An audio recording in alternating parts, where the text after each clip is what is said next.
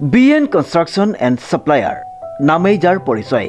আমাৰ প্ৰতিষ্ঠানত PM সূৰ্যাঘৰ মুফ্ত বিজলী যোজনা আঁচনিৰ উদ্যোগত আপোনালোকে ছাবচিডি আৰু সুলভ মূল্যত আপোনালোকৰ গৃহত সংযোগ কৰিব পাৰিব সোলাৰ পেনেল। গতিকে আজিয়ে আহক আমাৰ শ্ব'ৰুম BN কনষ্ট্ৰাকশ্যন এণ্ড ছাপ্লায়াৰলৈ আৰু সকলো ধৰণৰ ইলেক্ট্ৰিকেল সামগ্ৰীৰ লগতে লৈ যাওক সোলাৰ পেনেল আপোনাৰ গৃহলৈ। আমাৰ ঠিকনা BN কনষ্ট্ৰাকশ্যন, লিচুবাৰী, যোৰহাট। যোগাযোগ নম্বৰটো হৈছে 9435097068 অথবা 9085161789।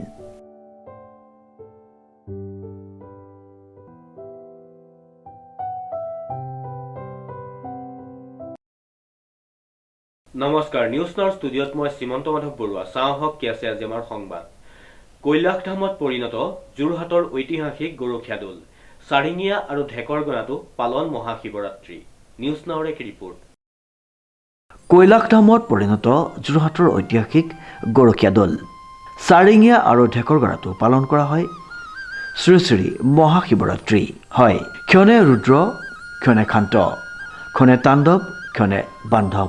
হলাহল গিলি স্থিতপক্ষ যি, সেয়ে শিৱ, সেয়ে সনাতন জগত কাৰণ। নীলকণ্ঠক ভকতি অৰ্ঘ্য দিবলৈ এতিয়া সোঁত বৈছে ভক্তপ্ৰাণ ৰাইজৰ।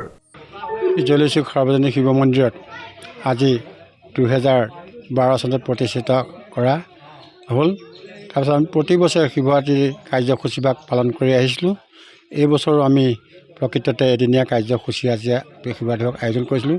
কিন্তু আমি তাৰ লগতে সংগতি ৰাখি কালি এজন আমাৰ মন্দিৰৰ সন্মুখৰ গেট যিজনে আমাক আগবঢ়াইছে, ডক্টৰ কিশোৰ কুমাৰ গগৈ, তেওঁৰ পিতৃ মাতৃৰ শৰণত, সেই গেটভাগো আমি কালি উন্মোচন কৰা হ'ল। তাৰ লগতে আমি ৰাতিপুৱা কাৰ্যসূচী গ্ৰহণ কৰা হ'ল। ধৰ্মধ্বজা, বন্তি প্ৰজ্বলন কামখিনি আমি কৰা হ'ল। তাৰ পাছত ৰাতিলৈ আমাৰ শিৱ পূজা ভাগ ৰাতি 9টা বজাৰ পৰা আমি পালন কৰা হৈছিল। সেই তাৰ লগতে আজি দ্বিতীয় দিনা 26 তাৰিখে আজি পুৱা 10 বজাৰ পৰা আমাৰ নাম আয়োজন কৰা হৈছে। নামৰ লগতে সংগতি ৰাখি আমি দিনটোজোৰা কাৰ্যসূচীৰে শিৱগীতাভাগ পাঠ কৰিবলৈ আমি আয়োজন কৰিছোঁ। গতিকে আমাৰ এই অঞ্চলৰ সমূহ ৰাইজ একত্ৰিত হৈ আমি এই ভাগ প্ৰতি বছৰ পাতি আহিছোঁ আৰু আজিৰ দিনটো আমাৰ কাৰ্যসূচী ইমানতে আমি সামৰণি মাৰিম সন্ধ্যাৰ লগে লগে। ধন্যবাদ। ৰাজ্যৰ অয়েঙে দয়েঙে এতিয়া জটাধাৰীৰ পূজন, দেৱাদিদেৱক আৰাধনাৰ বাবে এটা বিশেষ দিন এই শ্ৰী শ্ৰী মহাশিৱৰাত্ৰিৰ পবিত্ৰ দিনটি। ধৰ্মীয় ৰীতি নীতিৰে ৰাজ্যৰ প্ৰান্তে প্ৰান্তে পালন কৰা হৈছে মহাশিৱৰাত্ৰি।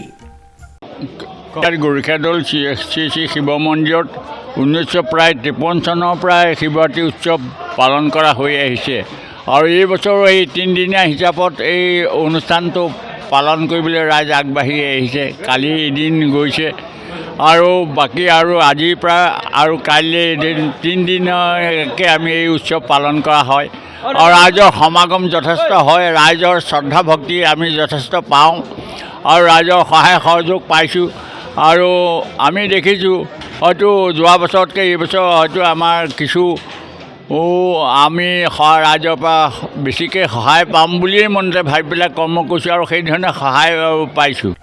ৰাজ্যৰ বিভিন্ন প্ৰান্তৰ লগতে যোৰহাট নগৰৰ প্ৰায় 10 কিলোমিটাৰ নিলগত উত্তৰ দিশত অৱস্থিত ঐতিহাসিক গৰখীয়া দৌল পৰিণত হ'ল কৈলাশধামত।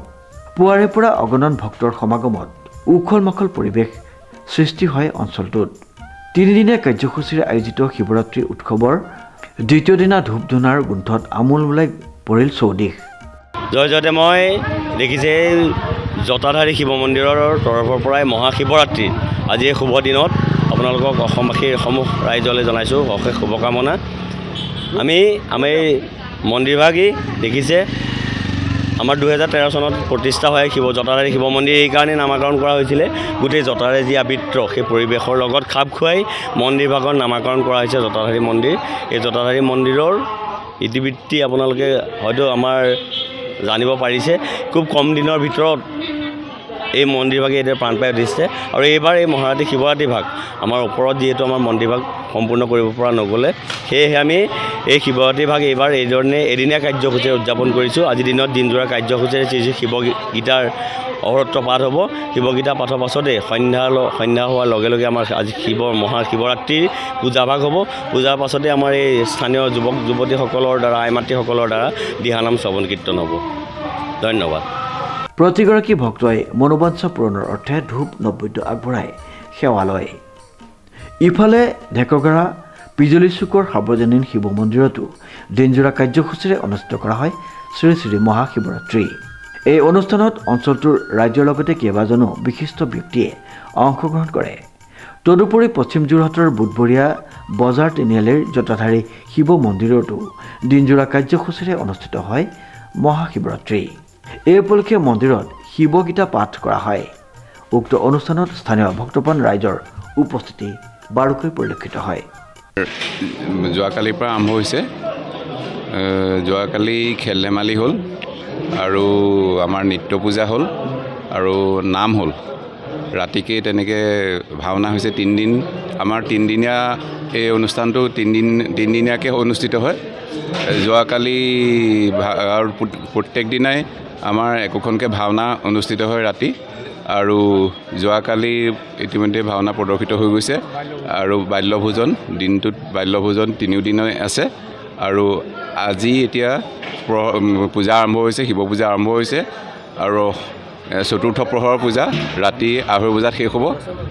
সন্ধিয়া 6 বজাৰ পৰা চতুৰ্থ প্ৰহৰৰ পূজা আৰম্ভ হ'ব আৰু কাইলৈ পাৰণৰ পূজা আছে আৰু আবেলি 1:30 বজাত আমাৰ ইয়াত দৌলৰ ফালৰ পৰা আশীষ নিৰ্মালী প্ৰদান কৰা হ'ব।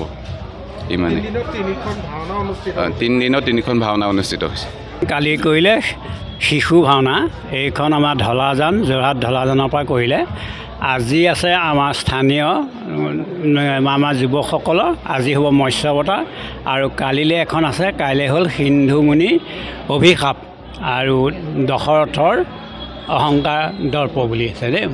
গতিকে এই 3খন ভাওনা আৰু আগৰ কিবাতকৈ আমি দেখিছোঁ এতিয়া বৰ্তমান যথেষ্ট মানুহৰ সমাগম হৈছে, ভক্ত সমাগম হৈছে আৰু আমিও ভক্তসকল ইয়ালৈ অহাটো সকলোৱে কামনা কৰোঁ আৰু যিমান পাৰোঁ আমি শুশ্ৰূষা কৰি আছোঁ বৰ্তমান। পূৰ্বৰ তুলনাত আজি মহাশিৱৰাত্ৰি যি কাৰ্যসূচী আছে এই কাৰ্যসূচীত পূৰ্বৰ তুলনাত ৰাইজৰ সমাগম কেনেকুৱা পাইছে?